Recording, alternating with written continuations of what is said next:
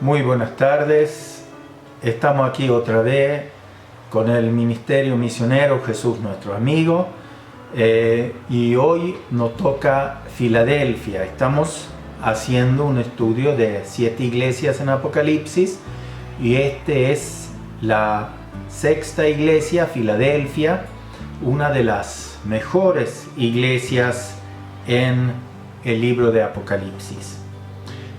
Y vamos a comenzar, pero primero quiero decirte que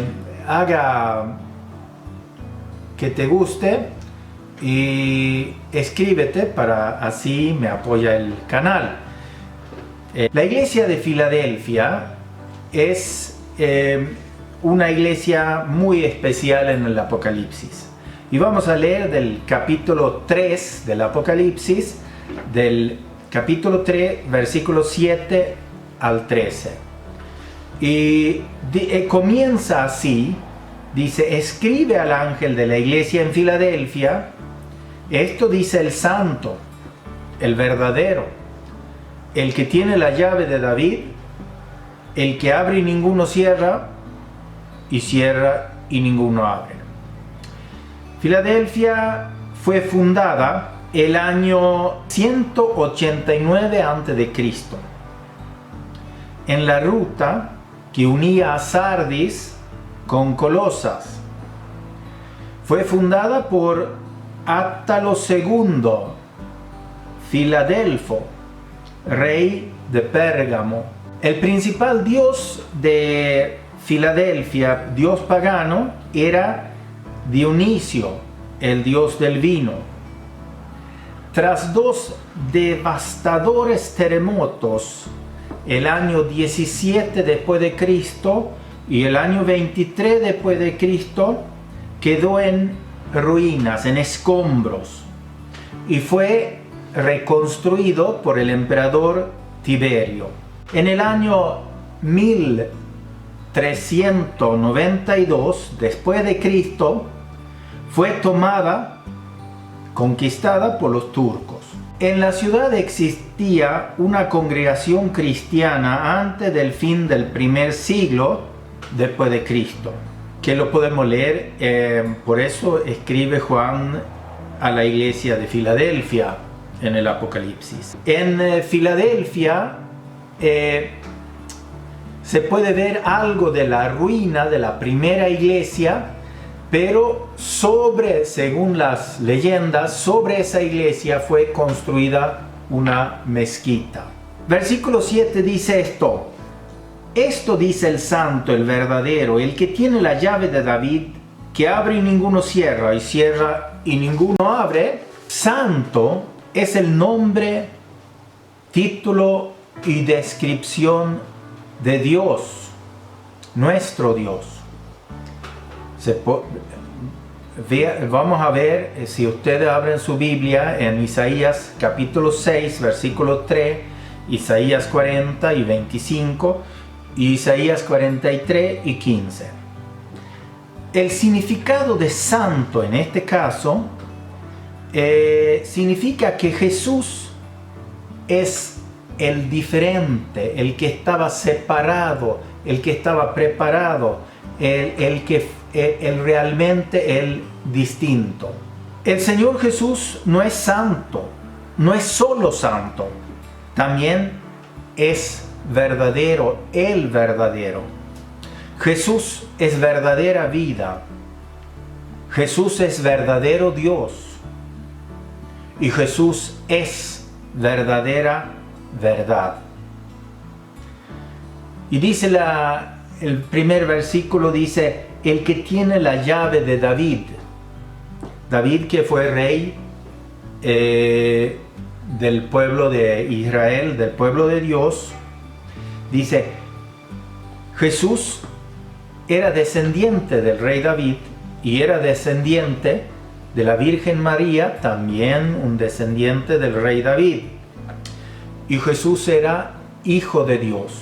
Entonces Jesús es rey por herencia divina, pero también por herencia humana. Él es quien da y quita el permiso de la entrada a su reino, al reino de Dios.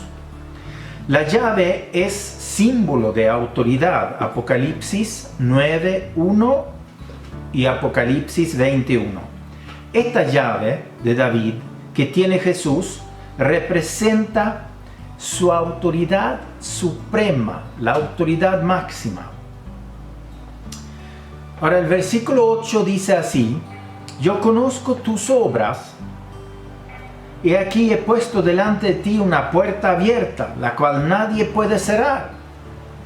Porque aunque tiene pocas fuerzas, ha guardado mi palabra y no ha negado mi nombre. El hecho de que dice, he puesto delante de ti una puerta abierta, la Biblia dice en San Juan capítulo 10, versículo 7, que Jesús mismo es la puerta. Y en 1 Corintios 16:9 dice que la puerta está abierta para la obra misionera. Y hay otra puerta abierta, la puerta de la oración.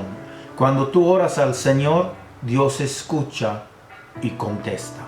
Dios está atento a la oración de sus hijos.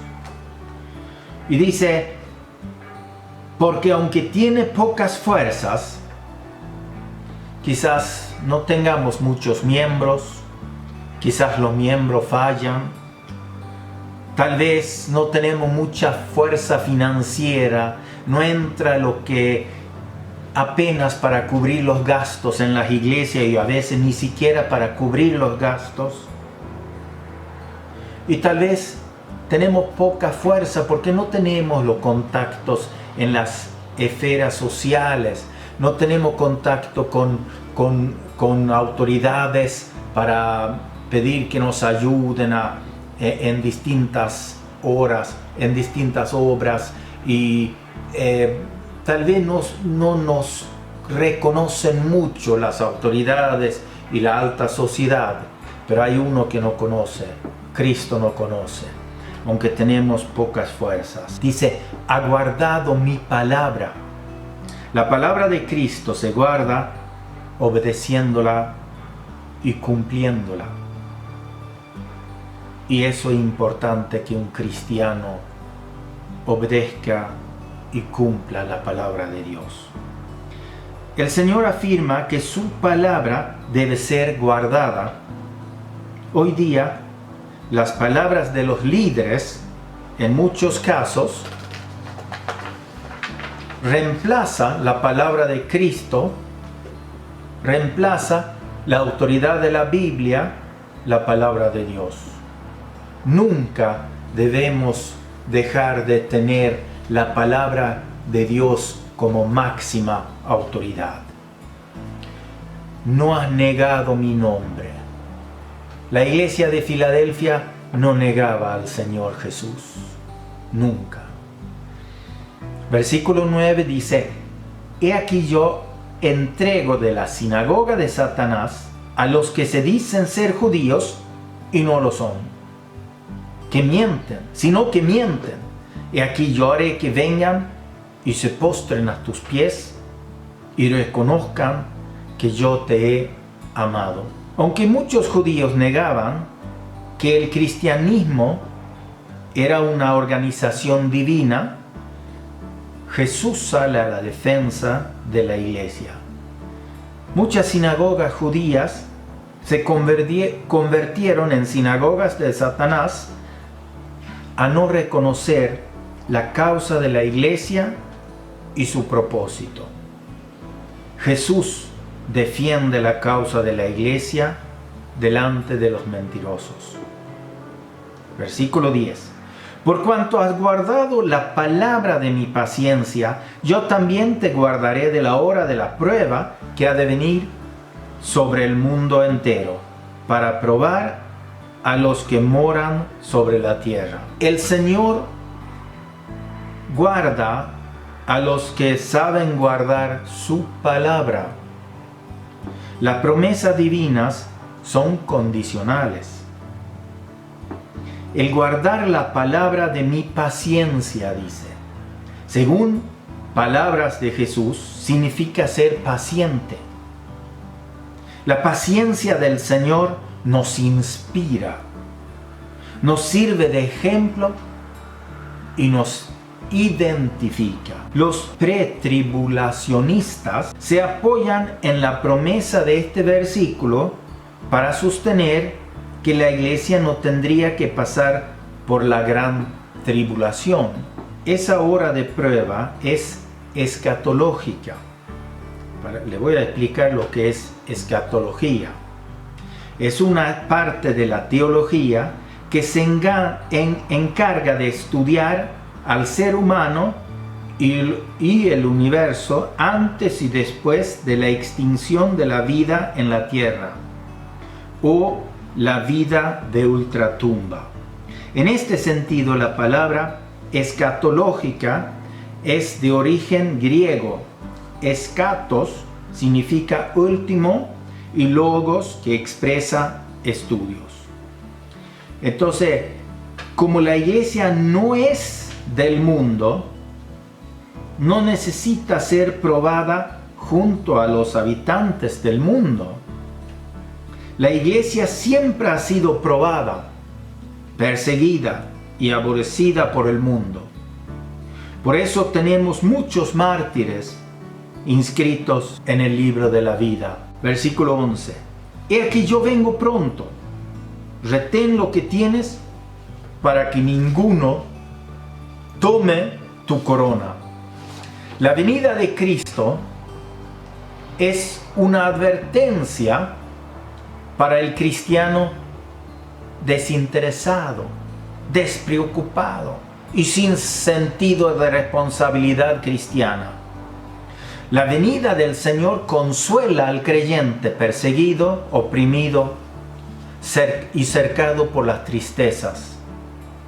El consejo es: retén lo que tienes. Eso exige responsabilidad. Eso significa constancia. Eso encierra un proceso de crecimiento y desarrollo. La razón es para que ninguno tome tu corona. Lo que yo no hago para el Señor, otro lo va a hacer. Muchos pierden el premio porque se detienen a la mitad del camino. La justicia divina descansa sobre la verdad de que Dios recompensará a quienes se lo merecen. Versículo 12.